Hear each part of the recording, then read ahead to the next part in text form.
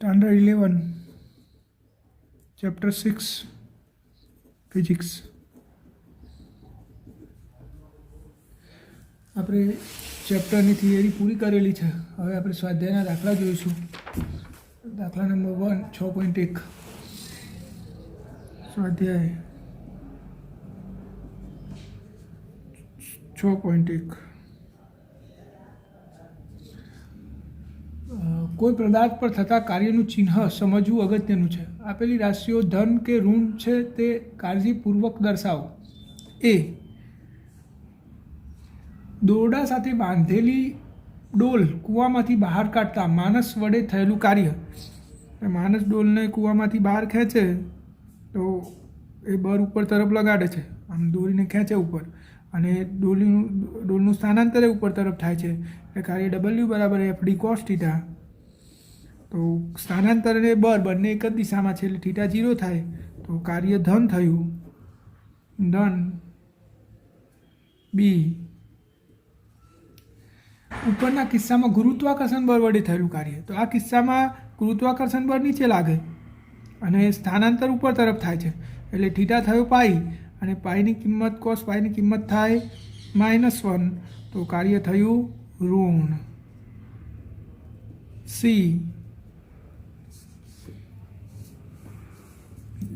ઢળતા સમતલ પર લપસતા પદાર્થ પર ઘર્ષણ વડે થયેલું કાર્ય। ઢળતા સમતલ પર એટલે આ રીતે એક સમતલ છે અને અહીંયાથી એક પદાર્થ લપસતા લપસતા નીચે પડે છે આમ, તો જો ઘર્ષણ બળ ગતિની વિરુદ્ધ દિશામાં હોય અને સ્થાનાંતર આ દિશામાં થાય છે તો કાર્ય શું થાય? બે વિરુદ્ધ દિશામાં હોય એટલે ઋણ થીટા પાઈ થાય। હવે ડી ખરબચડા સમક્ષિતિજ સમતલ પર સમાન વ્યક્તિ ગતિ કરતા પદાર્થ પર બળ વડે થયેલું કાર્ય। તો આ રીતે ખરબચડો રસ્તો હોય અને અહીંયાથી આપણે એને બર વડે આમ ખેંચીએ તો બરે આ બાજુ લાગશે અને સ્થાનાંતર એ બાજુ થશે તો કાર્ય શું થશે?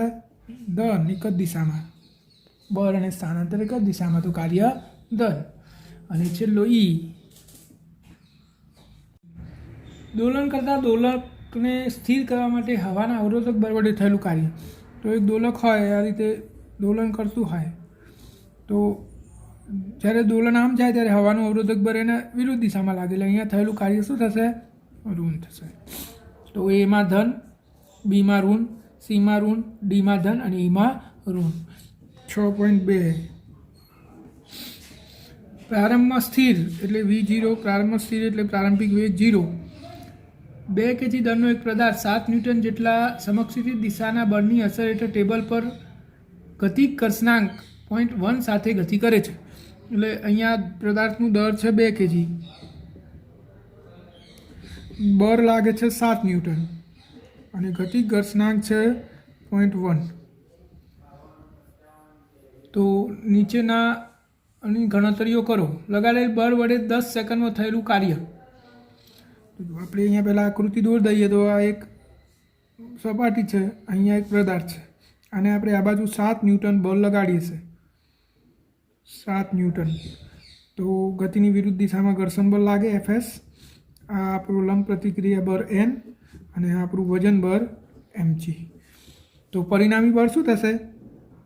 પરિણામી બળ તો 7માંથી આ Fs બાદ થઈ જાય, પરિણામી બળ F બરાબર 7 - Fs। Fs એટલે શું? μs n, અને n બરાબર તો શું લખી શકાય? mg। તો 7 - μs mg, ત્યારબાદ 7 માઇનસ આ 0.1 m2 g 9.8 તો ઓલ ઓવર 1 માઇનસ કેટલું થશે? તો 9.8 ગુણ્યા 2 ગુણ્યા 0.1 1.96 માઇનસ 7 5.04 ન્યૂટન આટલું પરિણામી બળ લાગશે।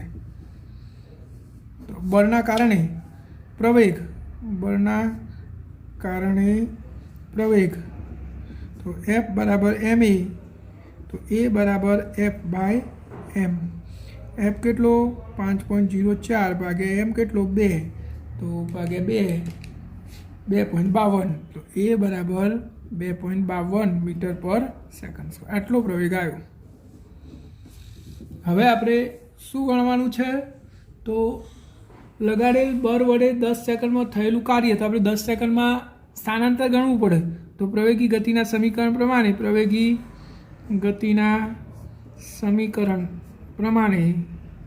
આપણે પ્રવેગી ગતિનું સમીકરણ વાપરીએ. x બરાબર v0t પ્લસ 1/2 at².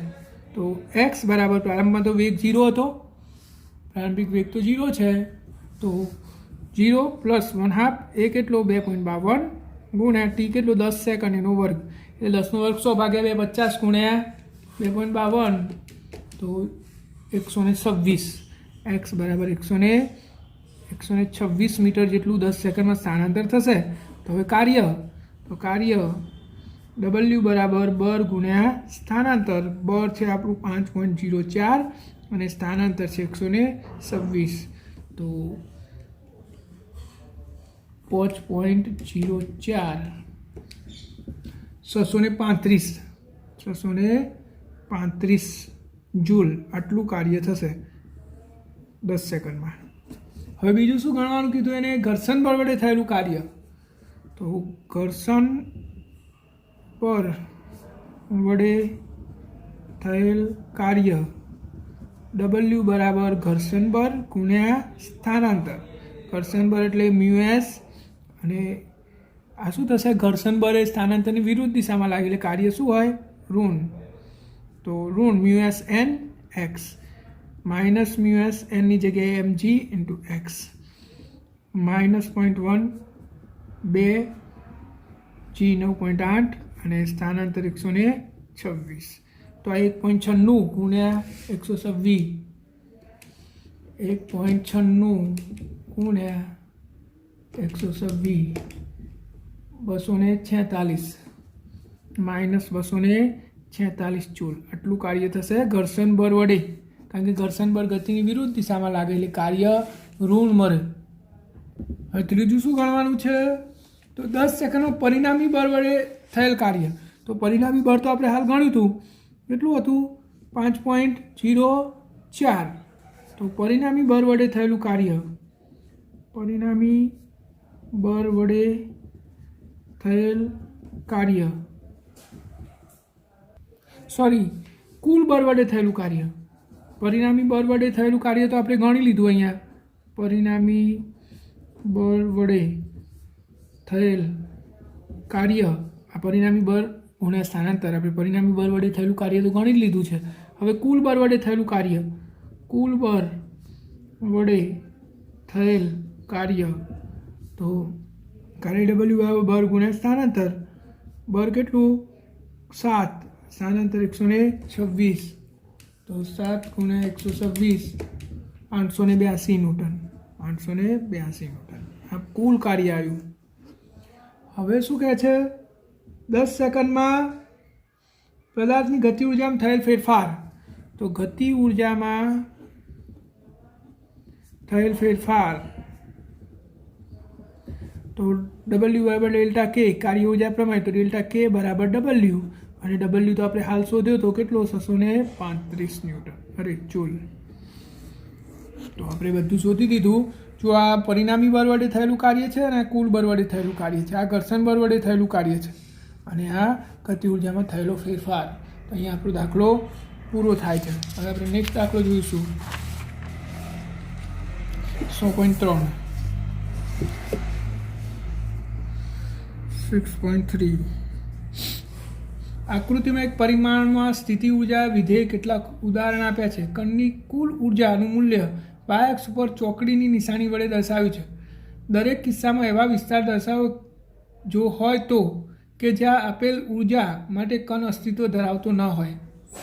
આ ઉપરાંત દરેક કિસ્સામાં કણની કુલ લઘુત્તમ ઉર્જા કેટલી હોવી જોઈએ કે તે દર્શાવો. ભૌતિક દ્રષ્ટિએ આવા કેટલાક ઉદાહરણ વિચારો કે જે સ્થિતિ ઉર્જાના મૂલ્યો સાથે મળતા આવે. તો સીધી વાત છે કે જો ગતિ ઉર્જા ઋણ હોય તો કણનું અસ્તિત્વ ના હોય. તો આપણે અહીંયા બધા કિસ્સામાં એવું જ તપાસવાનું છે કે ગતિ ઉર્જા ધન છે કે ઋણ. તો આપણે પહેલો કિસ્સો જોઈએ. આ અક્ષ ઉપર સ્થિતિ ઉર્જા છે એટલે આપણે યુ વડે દર્શાવીએ છીએ સ્થિતિ ઉર્જાને. તો આ રીતે આપણે અહીંયા એક્સ છે, અહીંયા આપણને ગ્રાફ આપેલો છે આ રીતે, અને કુલ ઉર્જા આપી છે અહીંયા ઈ. તો જુઓ કુલ ઉર્જા કરતાં સ્થિતિ ઉર્જા વધારે છે. એની આંતરિક ઉર્જા સંરક્ષણનો નિયમ, આંતરિક ઉર્જાનો નિયમ શું? ઈ બરાબર કે પ્લસ યુ. હવે જો ઈ કરતાં યુ વધારે હોય તો શું થાય? કે બરાબર ઈ માઇનસ યુ થાય, અને યુ વધારે છે તો કે શું થઈ જાય? ઋણ થઈ જાય. અને ગતિ ઉર્જા ઋણ હોય તો અહીંયા કણ અસ્તિત્વ ધરાવી શકે નહીં. પહેલો કિસ્સો પૂરો. કિસ્સો બીજો જોઈએ આપણે. તો બીજામાં તમે જુઓ, હવે ચોપડીમાંથી આકૃતિ જોશો તો એ ચાલશે. અહીંયા હું દોરી પણ દઉં છું. આ રીતે છે આપણો ગ્રાફ.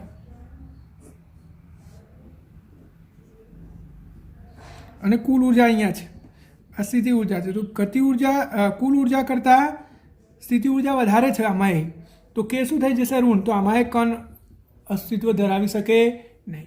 ત્રીજા કિસ્સામાં એવું જ છે. જુઓ, કુલ ઉર્જા કરતાં સ્થિતિ ઉર્જા વધારે છે એટલે ગતિ ઉર્જા ઋણ હોય.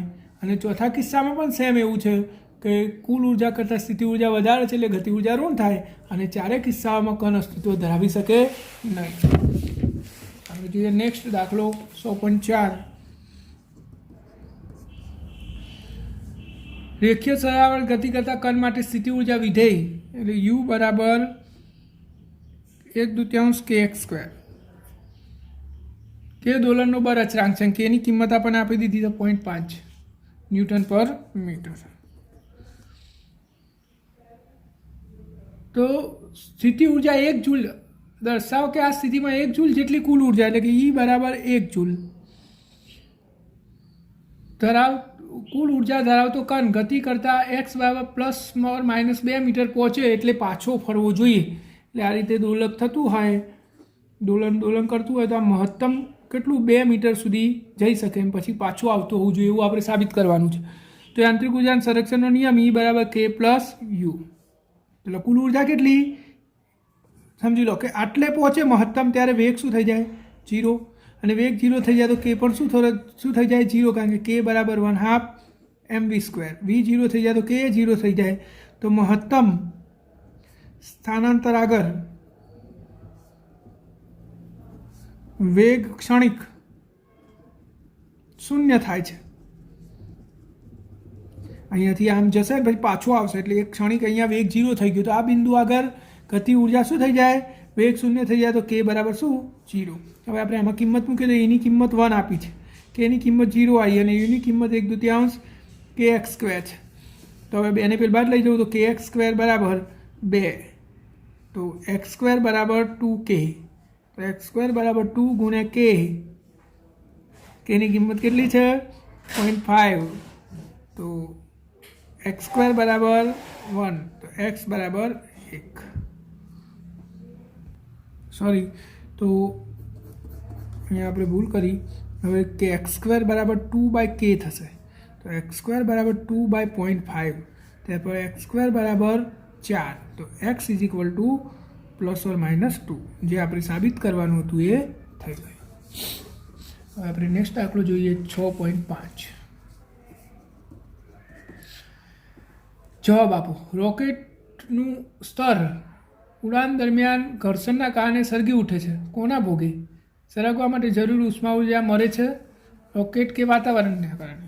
તો રોકેટ જ્યારે ઉડતું હોય ત્યારે હવાના કારણે એની પર ઘર્ષણ બળ લાગે છે, અને આ ઘર્ષણ બળના કારણે જે કાર્ય થાય છે કાર્ય ઉષ્મા ઉર્જામાં રૂપાંતરિત થઈ જાય છે. પરિણામે રોકેટ સળગી ઉઠે છે. તો ઘર્ષણ બળના કારણે એટલે કે વાતાવરણના કારણે. સૂર્યની આસપાસ ધૂમકેતુ અતિ દીર્ઘ વૃત્તીય કક્ષામાં ઘૂમે છે. સામાન્ય રીતે સૂર્યના કારણે ધૂમકેતુ પર લાગતા ગુરુત્વાકર્ષણ બળ લંબરૂપે હોતું નથી. તેમ છતાં ધૂમકેતુ સંપૂર્ણ ભ્રમણ કક્ષા દરમિયાન તેના પર લાગતા ગુરુત્વાકર્ષણ બળ વડે થયેલ કાર્ય શૂન્ય હોય છે. શા માટે? આમ લંબરૂપીય કક્ષામાં આમ ધૂમકેતુ ફરતો હોય, આપણો સન છે, તો કોઈપણ બંધ માર્ગ માટે થયેલું કાર્ય હંમેશા શૂન્ય જ હોય છે. પછી એ આવો બંધ માર્ગ હોય કે ગમે તે આકારનો બંધ માર્ગ હોય, બંધ માર્ગ માટે થયેલું કાર્ય શૂન્ય જ હોય છે. પૃથ્વીની આજુબાજુ પાતળા વાતાવરણમાં ભ્રમણ કરતો કૃત્રિમ ઉપગ્રહ વાતાવરણના અવરોધને કારણે તેની ઉર્જા ક્રમશઃ ગુમાવે છે. ભલે તે સૂક્ષ્મ પ્રમાણમાં હોય, તેમ છતાં જેમ પૃથ્વીની નજીક આવતો જાય તેમ તેની ઝડપ શા માટે ક્રમશઃ વધતી જાય છે? તો જેમ જેમ પૃથ્વીની નજીક આવે તેમ તેમ એની સ્થિતિ ઉર્જા ઘટે છે. સ્થિતિ ઉર્જા શું થાય? ઘટે. પરિણામે ગતિ ઉર્જા વધે છે. હા, હવાના અવરોધક બળના કારણે એની ગતિ ઉર્જામાં થોડો ઘટાડો થાય, પરંતુ આ સ્થિતિ ઉર્જાના ઘટવાના કારણે ગતિ ઉર્જામાં તો મોટો વધારો જોવા મળે છે. અને ડી આકૃતિમાં દર્શાવ્યા પ્રમાણે એક માણસ તેના હાથમાં 15 kg દર ઉચકીને 2 મીટર જેટલું ચાલે છે. આકૃતિ 100.13માં આટલું જ અંતર દોરડું ખેંચતા ચાલે છે. તો દોરડું ઘરઘડી પરથી પસાર થઈને તેના હાથના બીજા છેડે 15 kg જેટલું દળ લટકાવેલ છે. તો કયા કિસ્સામાં વધુ કાર્ય થશે? જો એક કિસ્સો એવો છે કે માણસ એના હાથમાં વજન પકડીને આમ ચાલે છે, અને બીજા કિસ્સામાં માણસ આ રીતે દોરડી પકડેલી છે અને દોરડીને અહીંયા ઘરઘડી પર લટકાયેલી છે, અને અહીંયા 15 kg વજન લટકાયેલું છે. આ રીતે ખેંચે છે દોરડીને આમ આ દિશામાં, અને એક એ પોતાના હાથમાં પથ્થરને પકડીને ચાલે છે. તો બંનેમાંથી કાર્ય કયામાં વધારે થશે? તો જો આ કિસ્સામાં તો એ આમ સીધો ચાલે છે અને ગુરુત્વાકર્ષણ બળ આ દિશામાં લાગે છે. તો સ્થાનાંતર અને બળ વચ્ચેનો ખૂણો π/2 થયો, એટલે કાર્ય શું થઈ જશે? 0. આ કિસ્સામાં શું થશે? બળ આ દિશામાં લાગે છે અને ગુરુત્વાકર્ષણ બળ આ દિશામાં લાગે છે. તો અહીંયા કાર્ય થશે. કાર્ય W = FD cos θ, therefore -FD. તો આ કાર્ય વધારે છે, એટલે કે બીજો કિસ્સામાં થયેલું કાર્ય વધારે છે. 100.6 સાચા વિકલ્પની નીચે લીટી કરો. જ્યારે સંરક્ષી બળ પદાર્થ પર ધન કાર્ય કરે ત્યારે પદાર્થની સ્થિતિ ઉર્જા કાર્ય ધન થાય તો સ્થિતિ ઉર્જા ઘટે છે, કાર્ય ઋણ થાય તો સ્થિતિ ઉર્જા વધે છે. નંબર 2, પદાર્થ વડે ઘર્ષણ બળ વિરુદ્ધ થયેલ કાર્ય હંમેશા તેની ખાલી જગ્યાના ઘટાડામાં પરિણમે છે. તો ઘર્ષણ બળ વડે થયેલું કાર્ય એની ખાલી જગ્યાના ઘટાડામાં પરિણમે છે. ઘર્ષણ બળ વિરુદ્ધ કાર્ય થાય તો ગતિ ઉર્જાના ઘટાડાના સ્વરૂપમાં હોય, ગતિ ઉર્જા ઘટતી જાય. વધુ કણ ધરાવતા તંત્રના કુલ વેગમાનમાં થયેલા ફેરફારનો દર બાહ્ય બળ અથવા તંત્ર પર યાંત્રિક બળોના સરવાળાને સમપ્રમાણમાં હોય છે. બાહ્ય બળના યાંત્રિક બળ તો પરિણામી યાંત્રિક બળ તો હંમેશા 0 જ હોય છે, એટલે કે બાહ્ય બળના. અને ડી, બે પદાર્થોની અસ્થિતિસ્થાપક અથડામણમાં જે રાશિઓ અથડામણ પછી બદલાતી નથી તેમ કુલ રેખીય વેગમાન વડે બનતા તંત્રની કુલ ઉર્જા છે. કુલ રેખીય વેગમાન જવાબ આવશે. એવી રીતે નેક્સ્ટ 6.7 આપેલું વિધાન સાચું કે ખોટું દર્શાવો. બે પદાર્થની સ્થિતિસ્થાપક અથડામણમાં દરેક પદાર્થનું વેગમાન અને ઉર્જાનું સંરક્ષણ થાય છે. ખોટું. સાચું શું થાય? તો કુલ વેગમાન અને કુલ ઉર્જાનું સંરક્ષણ થાય છે. બી, પદાર્થ પર લાગતા કોઈપણ પ્રકારના યાંત્રિક કે બાહ્ય બળોની હાજરીમાં પણ તંત્રની કુલ યાંત્રિક ઉર્જાનું સંરક્ષણ થાય છે. ખોટું. આમાં સંરક્ષી બળો હોવા જોઈએ તો જ સાચું કહેવાય. સી, પદાર્થની બંધ માર્ગ પરની ગતિ દરમિયાન કુદરતના દરેક પ્રકારના બળ માટે થયેલ કાર્ય 0 જ હોય છે. આ ખોટું છે, કારણ કે સંરક્ષી બળ હોય તો સાચું, અસંરક્ષી હોય તો ખોટું. ઘર્ષણ બળ જેવા બળોની હાજરીમાં આ સાચું હોતું નથી. અને ડી, અસ્થિતિસ્થાપક અથડામણમાં તંત્રની અંતિમ ગતિ ઉર્જા હંમેશા તેની પ્રારંભિક ગતિ ઉર્જા કરતાં ઓછી હોય છે. આ સાચું છે, ગતિ ઉર્જામાં ઘટાડો થાય. હવે 100.8 ધ્યાનપૂર્વક કારણ આપીને જવાબ લખો. બિલિયર્ડ બોલની સ્થિતિસ્થાપક અથડામણ દરમિયાન અથડામણના ટૂંકા ગાળા દરમિયાન, એટલે જ્યારે અથડાય એટલા સમયમાં શું બોલની ગતિ ઉર્જાનું સંરક્ષણ થાય છે? ના, નથી થતું. કારણ કે જ્યારે બે બોલ અથડાય ત્યારે એ તો સ્થિર થઈ જાય ક્ષણિક, અને સ્થિર થઈ જાય બધી ગતિ ઉર્જા સ્થિતિ ઉર્જામાં પરિણમે છે. બી, શું બે બોલની સ્થિતિસ્થાપક અથડામણ દરમિયાન ટૂંકા સમયગાળામાં રેખીય વેગમાનનું સંરક્ષણ થાય છે? તો રેખીય વેગમાનનું સંરક્ષણ તો દરેક કિસ્સામાં થતું જ હોય છે. સી, અસ્થિતિસ્થાપક અથડામણ માટે અને બીના જવાબ એના એ જે સ્થિતિસ્થાપકમાં હતા એના એ જ અસ્થિતિસ્થાપકમાં રહે. અને છેલ્લું, જો બિલિયર્ડ બોલની સ્થિતિ ઉર્જા તેમના કેન્દ્ર વચ્ચેના અંતર પર આધાર રાખતી હોય તો આ અથડામણ સ્થિતિસ્થાપક છે કે અસ્થિતિસ્થાપક એ આપણે નક્કી કરવાનું છે. તો સંરક્ષી બળો છેલ્લે સ્થિતિસ્થાપક. હવે જોઈએ 6.9 પ્રારંભમાં એક પદાર્થ સ્થિર છે, એક પરિમાણમાં અચળ પ્રવેગથી ગતિ કરે છે. તો ટી સમયે તેનો મળતો પાવર કોના સમપ્રમાણમાં હશે? પાવર પી બરાબર બર ગુણ્યા વેગ. હવે એ બરાબર વેગ ભાગ્યા સમય, તો વી બરાબર શું થાય? એ ઇન્ટુ ટી. તો આપણે અહીંયા કિંમત મૂકી દઈએ એફ પી બરાબર એફ, પીની જગ્યાએ એ ઇન્ટુ ટી, અને એફની જગ્યાએ આપણે મૂકી શકીએ એફ બરાબર એમ એ. તો એમ એ સ્ક્વેર ટી પાવર પી બરાબર શું થયું? એમ સ્ક્વેર એમ એ સ્ક્વેર ટી. તો પી બરાબર પી ચાલે છે ટી, કારણ કે એમ અને એ બંને અચળ છે. નેક્સ્ટ 100.10. એક પદાર્થ એક પદાર્થ અચળ પાવરના ઉદ્ગમની અસર હેઠળ એક જ દિશામાં ગતિ કરે છે, તો તે સમયે સ્થાનાંતર કોના સમપ્રમાણમાં હશે? તો આપણે આવું લખી શકીએ કાર્ય બરાબર પી ઇન્ટુ ટી, કારણ કે પાવર પી બરાબર કાર્ય ભાગ્યા સમય થાય, તો ડબલ્યુ બરાબર પી ઇન્ટુ ટી થયું. હવે ડબલ્યુ એટલે ડબલ્યુ બરાબર ડેલ્ટા કે, તો ડબલ્યુ બરાબર 1/2 એમ વી સ્ક્વેર માઇનસ 1/2 એમ વી 0 સ્ક્વેર. આ તો 0 છે, તો ડબલ્યુની જગ્યાએ શું થયું? 1/2 એમ વી સ્ક્વેર 1/2 એમ વી સ્ક્વેર બરાબર પીટી. હવે આપણે શું ગણવાનું છે? સ્થાનાંતર કોના સમપ્રમાણમાં હશે? તો આપણે આવું લખી શકીએ, જો વી બરાબર વર્ગમૂળમાં P2 PT ભાગ્યા એમ. આ વીને આપણે સૂત્ર કરતા બનાવ્યું. હવે વીની જગ્યાએ આપણે dx બાય dt લખી શકીએ ઇઝ ઇક્વલ ટુ વર્ગમૂળમાં 2PT બાય એમ. ડીટી પેલી બાદ લઈ જઈએ તો dx બરાબર વર્ગમૂળમાં 2p બાય એમ, અને ટીની 1/2 ઘાત લખી દો વર્ગમૂળ એટલે ઇન્ટુ ડીટી. હવે બે બાજુ સંકલન કરી દઈએ તો સંકલનમાં dx બરાબર આ 2p બાય એમ તો અચળ છે, એટલે વર્ગમૂળમાં 2p બાય એમ અચળ, અને સંકલનમાં t⁻1/2 dt.